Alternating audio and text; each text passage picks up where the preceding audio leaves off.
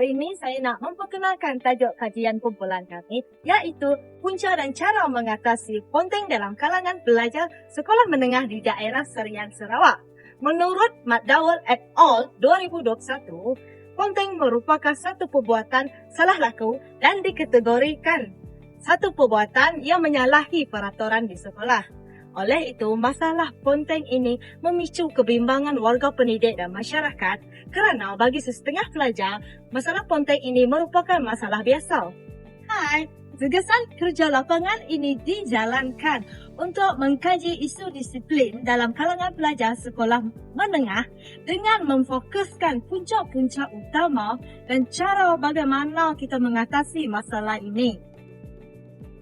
Topik ini dipilih kerana masalah ponteng merupakan kunci utama kepada semua masalah sosial yang boleh membawa pelajar ke arah kegagalan dalam pendidikan. Rasional kajian ini ialah punca-punca berlakunya ponteng sekolah dan cara-cara mengatasi ponteng sekolah dalam kalangan pelajar sekolah menengah. Oleh itu, pengkaji mengharap kajian ini dapat memberi input yang berharga kepada warga pendidik dan pihak sekolah untuk membuat strategi intervensi yang berkesan dalam menangani masalah ini dengan berkesan hingga ke akar umbi. Objektif pertama dalam kajian ini ialah mengenal pasti punca-punca berlakunya masalah ponteng sekolah dalam kalangan pelajar sekolah menengah di daerah Serian Sarawak. Objektif yang kedua pula merupakan mengenal pasti cara mengatasi masalah ponteng dalam kalangan pelajar sekolah menengah di daerah Serian Sarawak. Skop kajian kami difokuskan secara khusus kepada pelajar sekolah menengah di daerah Serian Sarawak yang berumur antara 13 hingga 17 tahun. Fokus utama kami adalah untuk mencari apa sebenarnya punca mereka ponteng dan bagaimana cara terbaik untuk mengatasinya. Kami menggunakan dua kaedah utama untuk mengumpul maklumat. Kaedah pertama yang kami gunakan ialah kaedah kuantitatif menggunakan borang soal selidik. Kami mengedarkan borang soal selidik ini kepada 16 orang responden yang terdiri daripada guru-guru di daerah Serian Sarawak untuk mendapatkan data dan statistik yang tepat mengenai isu itu. Kaedah kedua yang kami gunakan pula ialah kaedah kualitatif melalui temu bual. Kami memilih pihak guru yang berpengalaman sebagai guru tingkatan, guru disiplin, warden, guru lembaga pengawas, penolong kanan, dan guru akademik biasa sebagai informan utama untuk mendapatkan maklumat secara langsung. Pada hari ini, saya akan membentangkan tentang dapatan dan analisis sosiologi bagi kajian punca menangani ponteng dan cara-cara menangani masalah ponteng di dalam kalangan pelajar sekolah menengah di daerah Serian Sarawak. Berdasarkan data Google Form yang telah diedarkan kepada para guru, ketidakstabilan institusi keluarga merupakan punca tertinggi iaitu sebanyak 17%, diikuti rapat oleh pengaruh rakan sebaya iaitu sebanyak 16% dan ketagihan gadget sebanyak 15%. Seterusnya, motivasi yang rendah dalam akademik dan masalah pribadi masing-masing mencatatkan sebanyak 14%, manakala faktor kesetaraan ataupun cuaca mencatatkan sebanyak 13%, dan faktor kendaraan ataupun jarak mencatatkan sebanyak 11%. Dari sudut sosiologi, isu ini berkait rapat dengan latar belakang dan cara seseorang itu dibesarkan. Pelajar daripada keluarga yang tidak stabil selalunya kurang mendapat sokongan moral dan pendedahan budaya yang baik di rumah. Apabila sikap atau tabiat diri mereka tidak sehaluan dengan peraturan dan budaya di sekolah, mereka akan merasa terasing. Rasa asing ini ditambah pula dengan pengaruh rakan sebaya akhirnya membuatkan mereka memilih untuk ponteng sekolah. Bagi objektif 2, kami membincangkan cara menangani masalah ini berdasarkan hasil temu bual dalam talian bersama guru-guru. Dari sudut sosiologi, penyelesaian ini dinilai melalui aspek norma sosial dan struktur kuasa di sekolah. Terdapat 5 fokus utama yang dicadangkan. Yang pertama adalah melalui tindakan pihak sekolah. Guru-guru menekankan 3 usaha utama iaitu melalui ceramah motivasi sebanyak 30%, sesi kaunseling sebanyak 20%, dan perbincangan dengan ibu bapa adalah sebanyak 20%.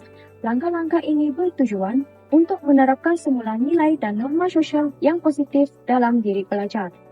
Kedua adalah tindakan ibu bapa dan komuniti.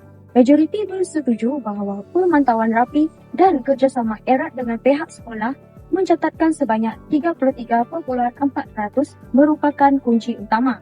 Di sini, ibu bapa memainkan peranan yang sangat penting sebagai pembentuk awal disiplin anak-anak di rumah.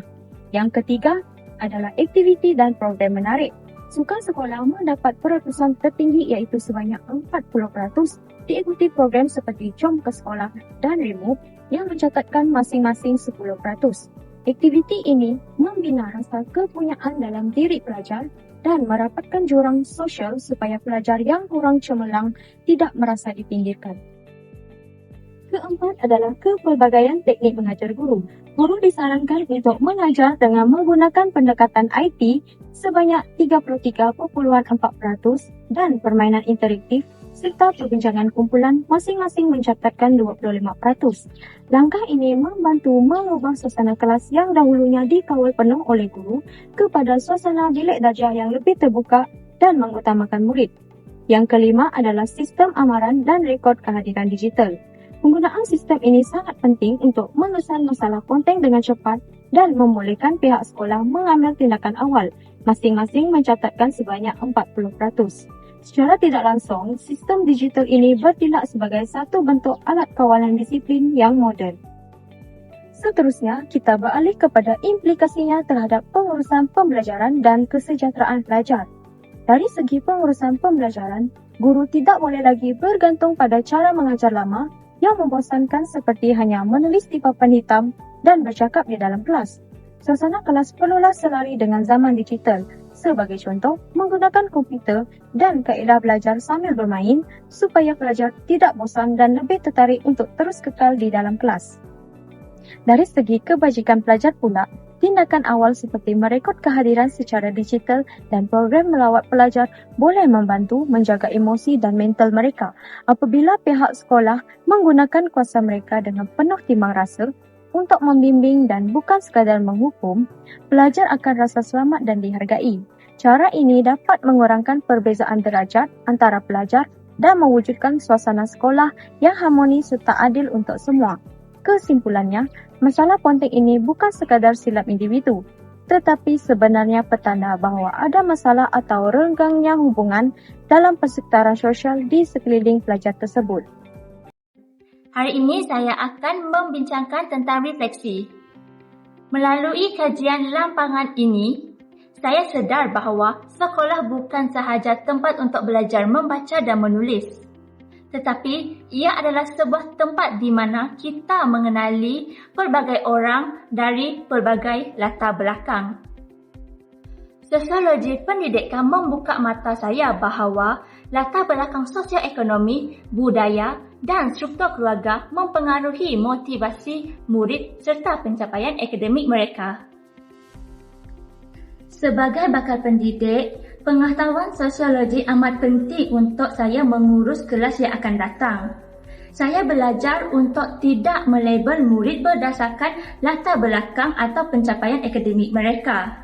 Sebaliknya, saya akan membina persekitaran yang harmoni dan positif di mana murid berasa dihargai tanpa mengira perbezaan status sosial atau etnik. Berdasarkan dapatan kajian, saya melihat bahawa ada jurang digital atau sokongan keluarga dalam kalangan murid. Oleh itu, dalam amalan pengajaran akan datang, saya akan mengubah strategi saya dengan menerapkan pembelajaran terbeza dan menyediakan bahan bantu mengajar yang lebih adil dan mudah diakses oleh semua orang, bukan hanya mengikut standard murid yang berkemampuan. Secara keseluruhannya, kajian ini berjaya mencapai objektif yang telah ditetapkan iaitu mengenal pasti punca-punca berlakunya masalah ponteng serta cara mengatasi masalah ponteng dalam kalangan pelajar sekolah menengah di daerah Serian Sarawak. Berdasarkan dapatan kajian, masalah ponteng merupakan isu disiplin yang serius dan perlu diberi perhatian kerana boleh menjejaskan pencapaian akademik, perkembangan sahsia serta masa depan pelajar. Kajian ini mendapati bahawa faktor utama yang mendorong berlakunya masalah ponteng ialah ketidakstabilan dalam kekeluargaan seperti konflik rumah tangga, kurang perhatian ibu bapa dan tekanan emosi yang menyebabkan pelajar hilang motivasi untuk hadir ke sekolah. Kajian ini juga mendapati bahawa masalah ponteng boleh diatasi melalui kerjasama dari berbagai pihak seperti pihak sekolah, ibu bapa dan masyarakat. Antara langkah yang berkesan ialah mengadakan program motivasi, sesi kaunseling, aktiviti sukan, co-curriculum penggunaan teknologi dalam pengajaran dan sistem rekod kehadiran digital untuk mengesan masalah ponteng dengan lebih awal. Walaupun kajian ini mempunyai beberapa batasan seperti bilangan responden yang kecil, tempoh kajian yang singkat dan pengumpulan data secara dalam talian, namun kajian ini masih dapat memberikan gambaran yang jelas tentang isu ponteng sekolah dalam kalangan sekolah menengah di daerah Serian Sarawak. Oleh itu, diharapkan kajian ini dapat dijadikan panduan kepada pihak sekolah, ibu bapa dan masyarakat dalam merancang strategi yang lebih berkesan untuk membendung masalah ponteng sekolah serta melahirkan pelajar yang berdisiplin, bermotivasi dan cemerlang pada masa hadapan. I just had to let you know you're